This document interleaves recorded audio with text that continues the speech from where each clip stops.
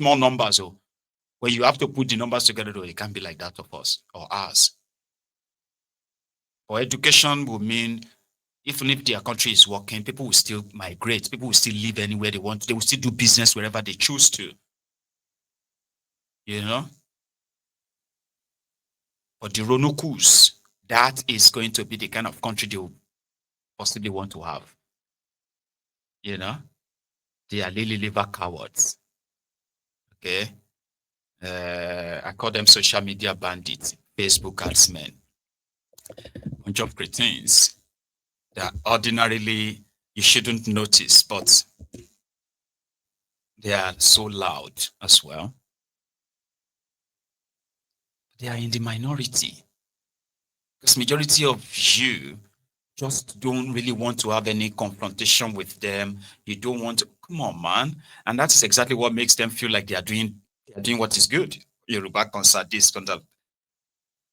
Which of the Yoruba heritage are you protecting? Is Agbero Yoruba heritage? Is education not ours? How is the investment in education in Yoruba land right now? Be honest with yourselves. These are the heritage, right? So when it comes to us defending our own territorial integrity, historically, it is the heritage of the Yorubas that we did fight to ward off invaders in our history. So what happened now that we are powerless? Is that our heritage? Is poverty the heritage of the Yorubas? That can be our heritage, right? So if these are the stuff that the Ronukus and then Tifnubu and his gang want to normalize, there will always be resistance, but they can continue to use Nigeria to escape the wrath. But one day, trust me, right? They will be on the other side too. Because they don't give a damn about Yoruba. They don't care about anything Yoruba, but they will continue to use that as their meal ticket. And you'll be too dumb not to see it. Too dumb. Now let's leave that. Okay. A quick reminder again, all right? You can still like this broadcast if you haven't already. Okay. Like it. So important. If we have over 1,000 of us on YouTube right now, and I think we do, right? So if all of you just decided to just like it, you know that the number can jump from the current 300 or how much, and it can jump to maybe like 600, 700, and at the end of the night, it can actually get to that 1,000 too. So Dangote Refinery and the group called the NUPENG, they are those in charge of trucking the Nigeria needed energy. I'm using energy because it's like the petrol and the diesel and every other thing. You have to move it from one place to the other. So their body, their organization is called the NUPENG, and they have been around for a while. Okay, but something is happening. Remember that the Dangote Refinery, which has now managed to, to be competitive enough that they are now worried about its monopoly. Why? Dangote has refinery, like it's called Sugar Refinery, I've waited to call that one. And other refineries like that, yeah? Or other companies like that producing something. So they've got trucks all over the place. Most of these trucks, if not all of the trucks, they are owned by third parties. Okay? These are truckers who first will register as a member of NUPENG, which gives them the rights or the qualification kind of approval, right, to be able to drive these trucks. And from what I gathered, each truck that loads petroleum products or any of such products in Nigeria, at the loading point, they will pay 125,000 naira as union fee to NUPENG. That's how they make their money, like to run their organization. So it's been like that for a while, They could call a strike and shut everywhere down. They could be, be bribed and they will call off their strike as well. Kind of. So this Dangote refinery thing, right, was going to be a business as usual until Dangote ordered 4,000 trucks for his refinery, removing any form of transportation charges, chemical charges, and the rest. So it's just like Dangote trucks. Once they load and say, Dangote, I need so and so, they were the one that will factor in the cost in their office there and bring the product to you.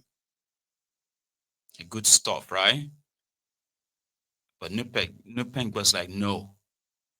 That's going to be like 4,000 drivers for 4,000 trucks. Do you even understand how much that is? On one trip alone, just one trip. 500 million naira. So if Dangote failed to register his drivers as members of NUPENG, NUPENG will be losing nearly 1 billion naira every month from Dangote alone. So now the wahala be that too. So NUPENG is now saying they should talk to Dangote or else they are going to go on strike and there will be fuel scarcity.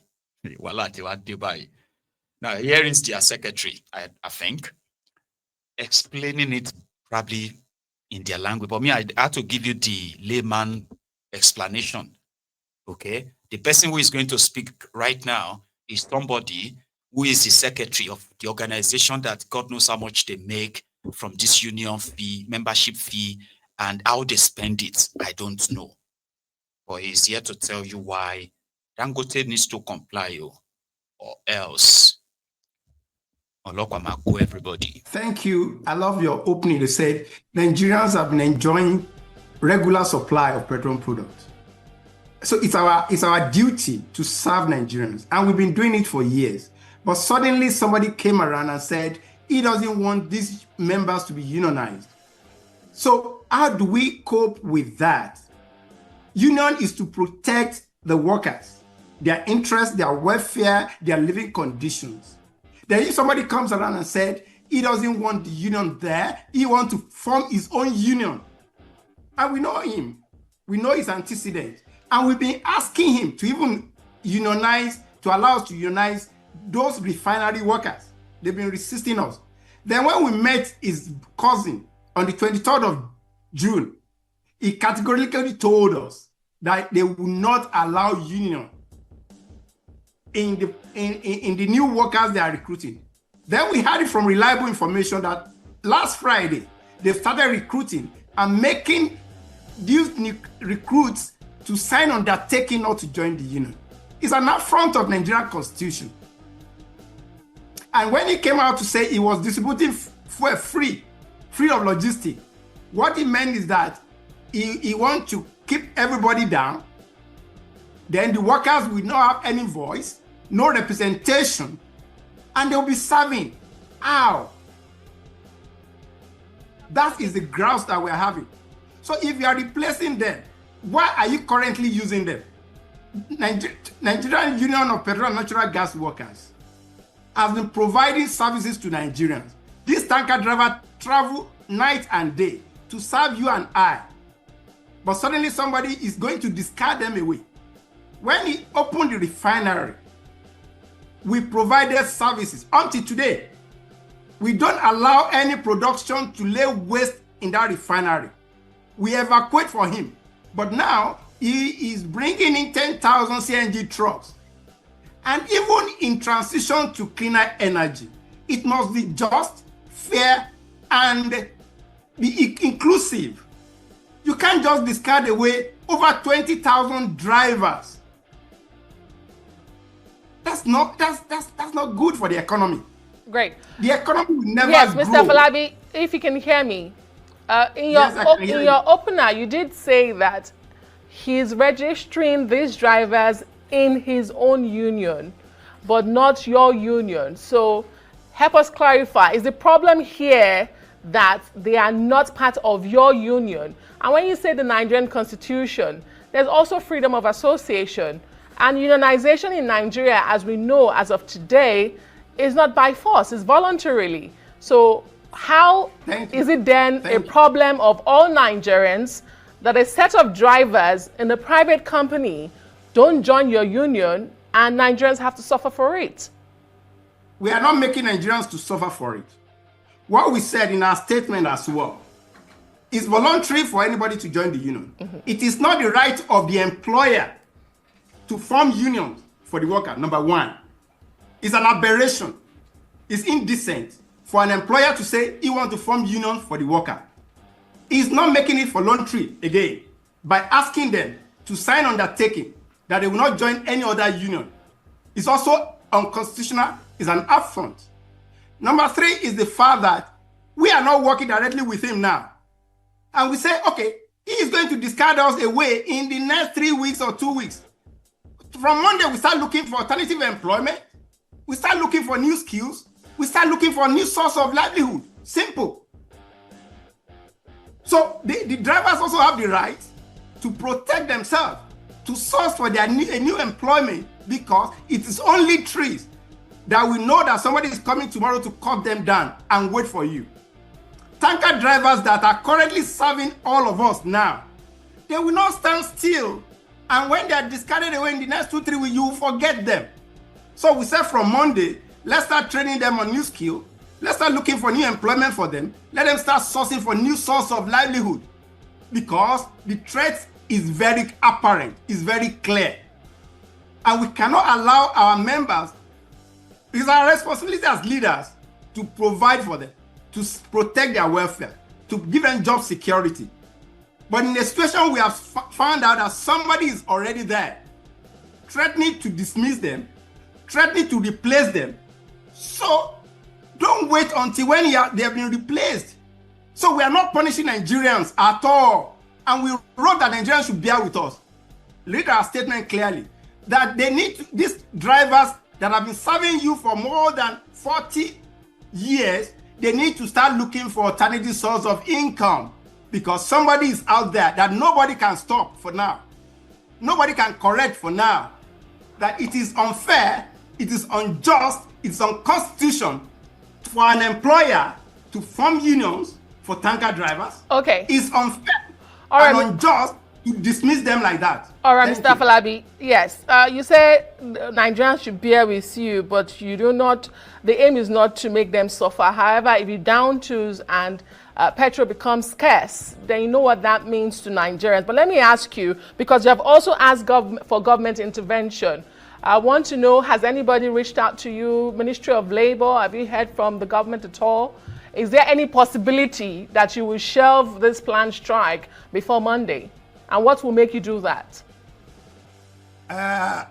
We have written with the Employers Association, we have written to NSA on this matter. We have been there, we have met him. He has asked us to put together our write-up. We have done that, but we realize that Nigerians should also share empathy with the tanker drivers. The threat is imminent, is apparent, and they see it. They are living with anxiety now. It's my responsibility as General Secretary with other National Executive Council members to provide succor, to provide hope for these workers. We expect all regular institutions in Nigeria, official institutions in Nigeria, to call Dangote, Aliko Dangote and his cousin to order. Wealth is to be made and encourage others to grow as well. All right. There are a lot of small-scale, medium-scale investors that will grow from that refinery. Well, thank you very much for airing your views on Newsnight tonight. Àmọ́ ọ̀rọ̀ tẹ́ gbé kalẹ̀ yìí ó dàbí ọ̀rọ̀ ẹni tí ọpọlọ rẹ̀ yòrò tàbí ẹni tí Ọlọ́run fi síbi aláṣà àwọn ọpọlọ rẹ̀ bí ọpọlọ ikú. Ó jọ má bẹ́ẹ̀ tọpọlọ rẹ̀ ò tó nǹkan rárá tàbí ètò wà ń bẹ kó má tiẹ̀ wúlò má rárá. So that is what should I call it selfishness, right? No, don't let me call it selfishness, because sometimes you have to be selfish too, right?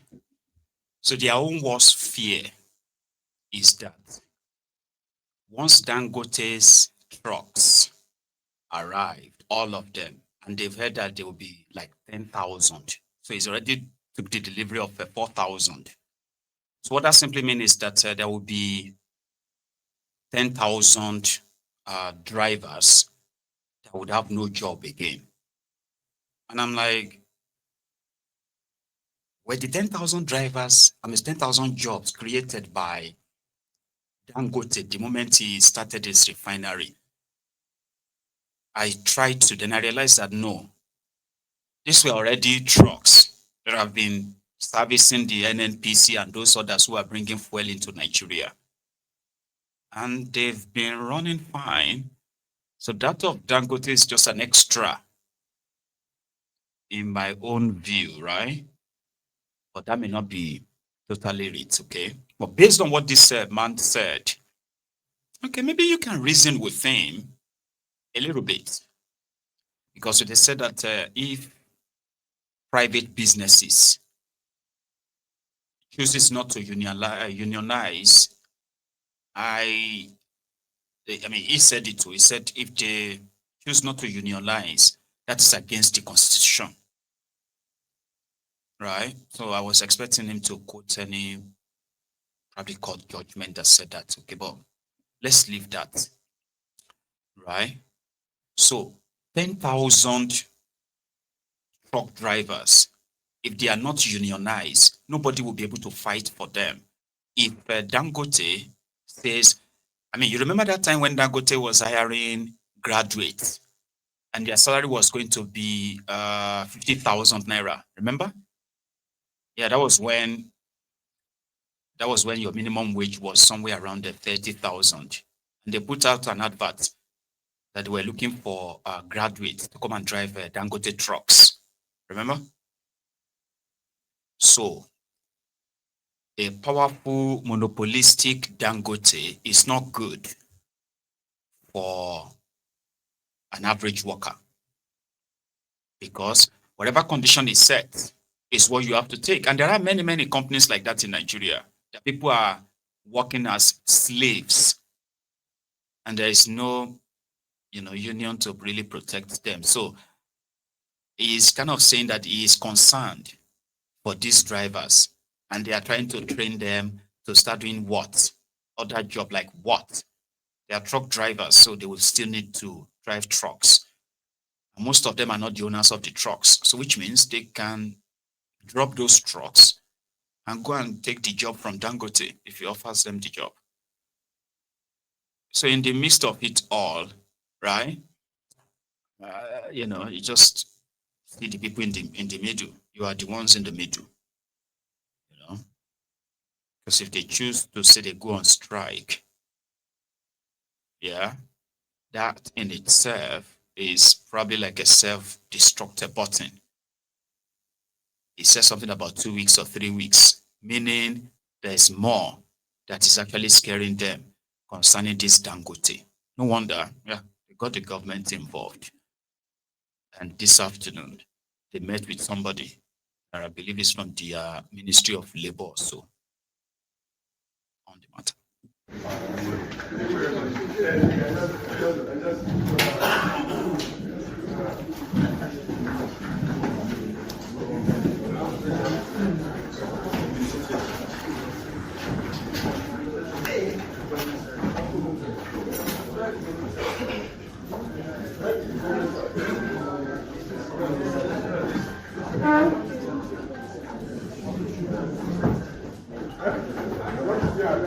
Let's welcome the Honorable Ministers of Labour and Employment.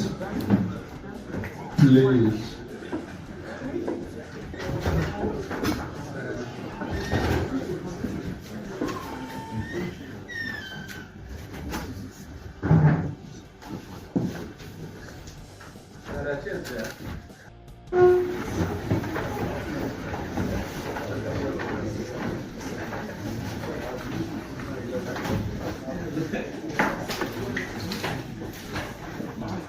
Good afternoon, the Honorable Minister of State of Labour and Employment.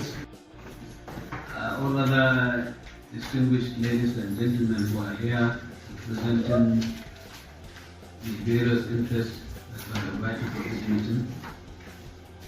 I want to use the opportunity to warmly welcome you all to this meeting and to thank you for creating time to be with us at this very late hour. You are aware that the purpose of this meeting